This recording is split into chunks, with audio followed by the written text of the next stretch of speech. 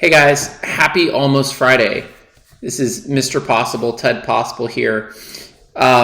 Today I want to talk about how I measure success. It's a pretty important, or progress. It's a pretty important topic. And I talked about this. So I'm going on a tournament tomorrow, right? I'll be leaving tonight and I'll be playing in a $200 deep stack tournament tomorrow, which is kind of a small tournament. And then I'll be playing in a satellite to get into a bigger tournament. So how do I measure success when I go on this trip? I've already spent money for hotels.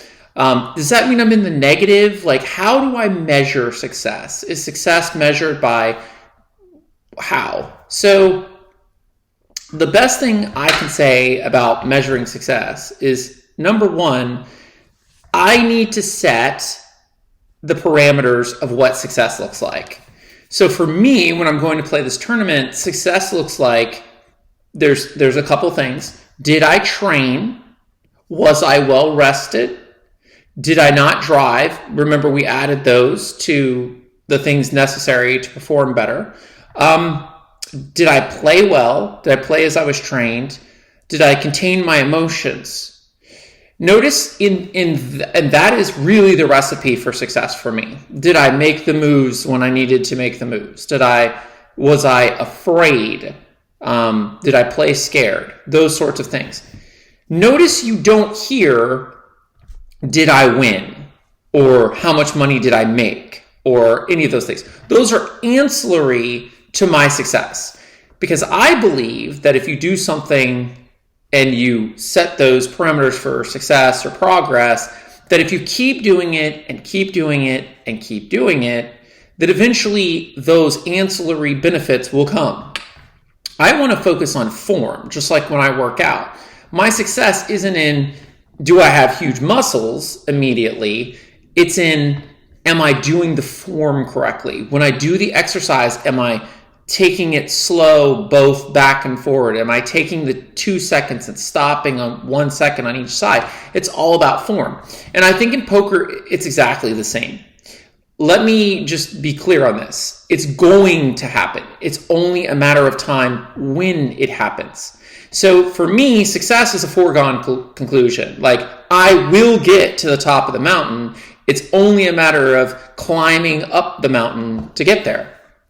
The reason this is important is I have noticed a lot of people measure success based on temporary progress. And I think that's a mistake.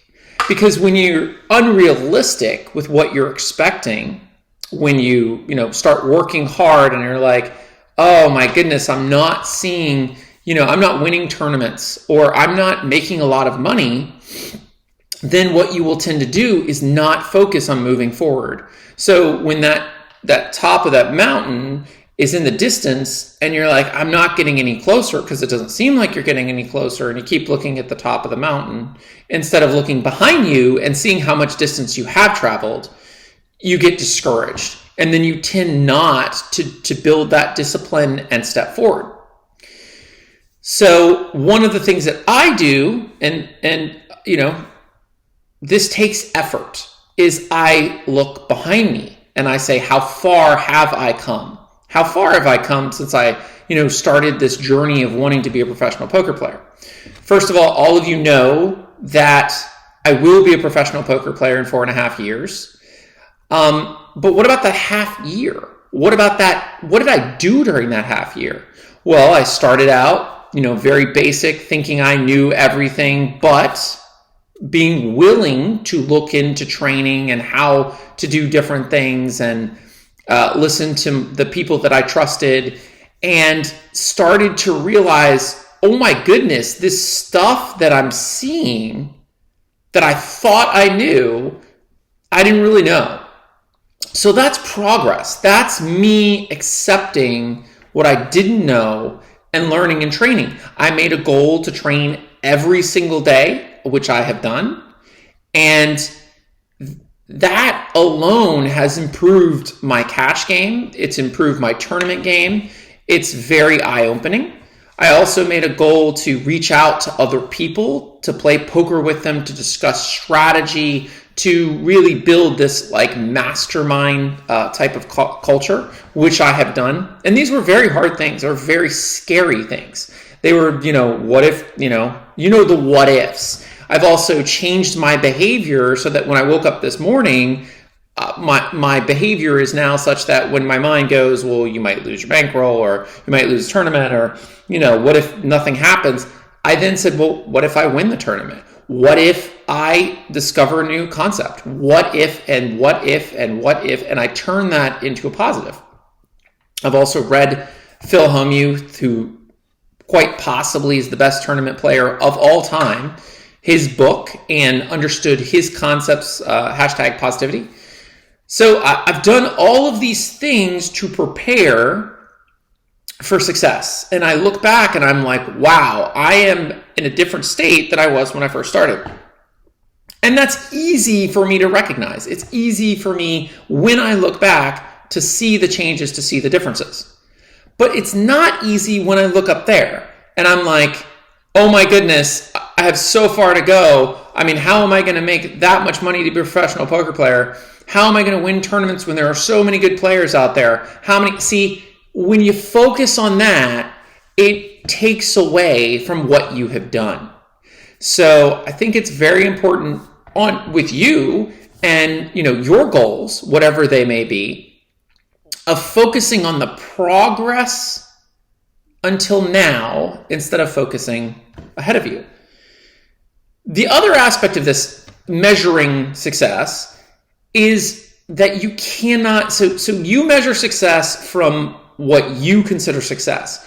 What is a huge mistake that I have found, that I have done, is measuring success based upon what other people say success is. A prime example of this is me cleaning up my credit. So I was told by a lot of people that, the way to clean up credit was X, Y, Z. And I thought about it, I strategized on it, and I came up with my own method. And I was told by people that were experts that this would not be successful, that there was no way I was going to succeed, that, this would fail because I was doing it wrong. Well, it depends on what you mean by wrong. If wrong means that I'm not doing it your way, then yes, I failed. But if success to me meant, I was able to, and the concept that I used was decrease the perception of my debt, specifically credit card ratio, and institute a new loan that then took all that on, which did not affect the ratio of my credit card debt. And also because I didn't have any loans, added another type of credit, which ultimately drove up my credit score, and which was highly advised against, and of course, not because I'm Mr. Possible, outside of the box thinking. That was successful to me when I saw that my credit score was going up, and I didn't need it to be 800 to start. I mean, to go from 500s to, higher 500s was a win and successful for me. But I set that ahead of time. I didn't expect major change. So, but other people expected success to be, you pay off all your debt, right? You get actually rid of your debt. But my goal was to drive my credit score up, because then I could purchase a house. So this is very important too. When you're looking for measuring your success, that goal that you set, which for me was purchasing a house, how close am I to that goal? How much distance have I traveled that there was? So there was this huge amount of distance to the house, and now I'm this much, further along than zero. So how far am I along? For my goal, if I want to get there on track, am I, proceeding at the pace that I think I need to proceed? While that's great, what I have learned as being a software developer is people are terrible at estimating. Human beings are terrible at estimating time. We estimate time just off the top of our head, which is, for us, a very hard task. It's easier for us to estimate small, medium, and large rather than drink sizes, 8 ounces, 16 ounces, 32 ounces, 24 ounces. We get very, very murky with the estimation. So when I look at that, I say, am I right around the track that I want to be on in order to get there in 4.5 years? And then when I see that success is measured, I try very hard. I'm still learning, I'm still building that muscle, right? I try very hard not to allow what other people say to affect my measuring of success. So, if I wind up at a final table and I make a mistake and I end up going out 5th, they're like, oh my goodness, that was such a terrible mistake. And people will do this. They will focus on the negative, because let me tell you, focusing on the negative is a lot easier than focusing on the positive. In fact, with my children, that is a behavior that I instilled in myself with Conscious Discipline by Dr. Becky Bailey, that talks about focusing on the positive, noticing the positive things. So instead of noticing, hey, you didn't do the dishes or you didn't clean your room, I like the way you got up and dressed yourself, or you put your toy up, or you notice the positive things. But this is not default in our society. Our society typically leans towards the critical, because the concept is, it's perfect, there's a blemish, let me point out that blemish. Well, I try very hard not to let that affect me.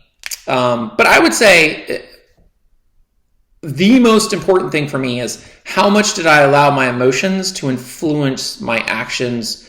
That for me is a huge point that I measure my success.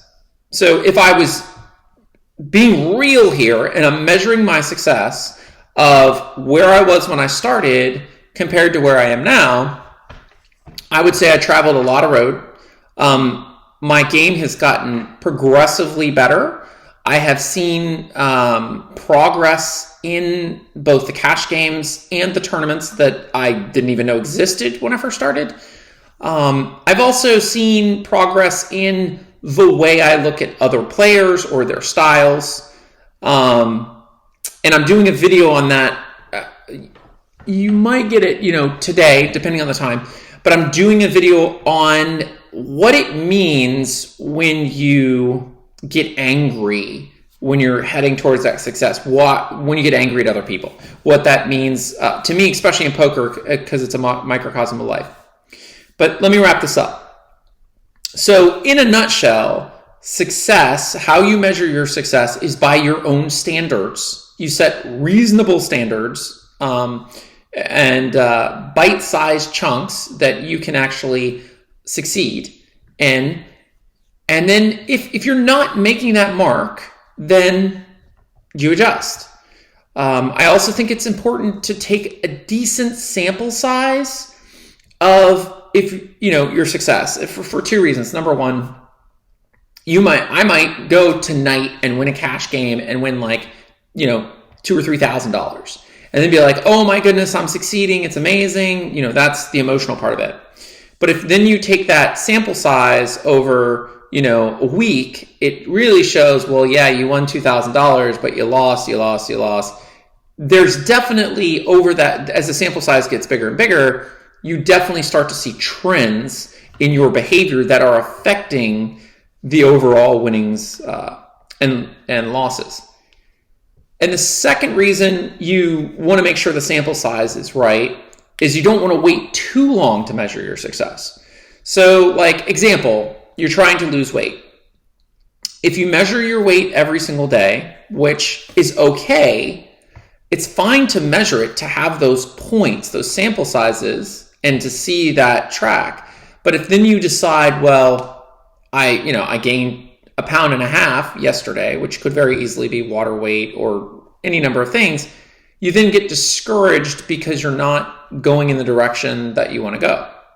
So if you measure that over a week and you see you gained 1.5 pounds, lost, and you see this curve, but generally, again, we're bad at estimating, it's going up, or generally you feel better, or generally your clothes are fitting looser, or generally, whatever those success measures are, then you can be more positive and you can look back. So it's all about making sure when you measure your success, you're also applauding yourself forward. You're also saying, or you're being very realistic with how you haven't progressed or the speed at which you're progressing at.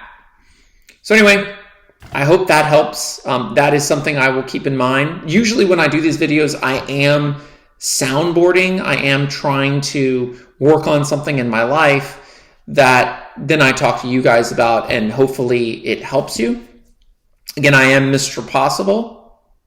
I will be a professional poker player in roughly 4.5 years. And please like, subscribe, and share this video, and comments are always welcome. Have a good one, guys.